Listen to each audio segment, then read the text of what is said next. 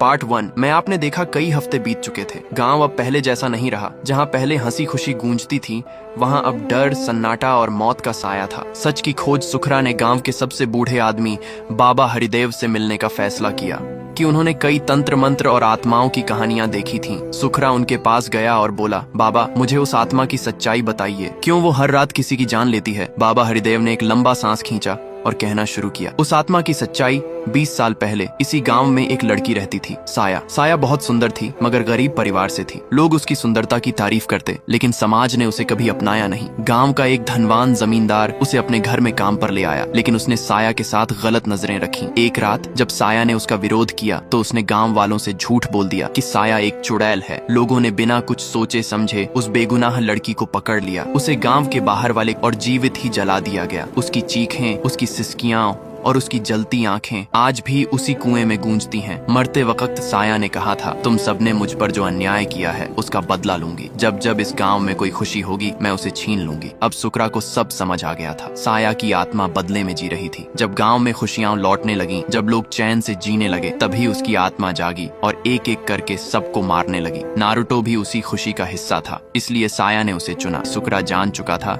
कि अब सिर्फ एक ही रास्ता बचा है, साया की आत्मा को शांति देना। कुएं के पास पहुंचते ही तेज हवाएं चलने लगी और अचानक एक कड़कती चीख गूंजी, तू यहाँ क्यों आया है? साया की आत्मा हवा में उभरी। उसके बाल उड़ रहे थे, आंखें खून जैसी लाल थीं और चेहरा विकृत था। उसने कहा, तेरा भाई मेरे बदले का हिस्सा था और अब तू भी मरेगा। सुखरा ने कांपते हुए जवाब दिया, मैं जानता हूँ तुम पर क्या बीती है, लेकिन मेरा भाई निर्दोष था। जैसे तुम थी, मैं तुम्हें शांति देना चाहता हूँ। साया चीखी, झूठ, सब झूठ। सबने अपने घरों से बाहर आए। सब कुछ सामान्य था, किसी की मौत नहीं हुई थी। कहानी का अंत साया अब नहीं थी, उसका बदला पूरा हो गया था।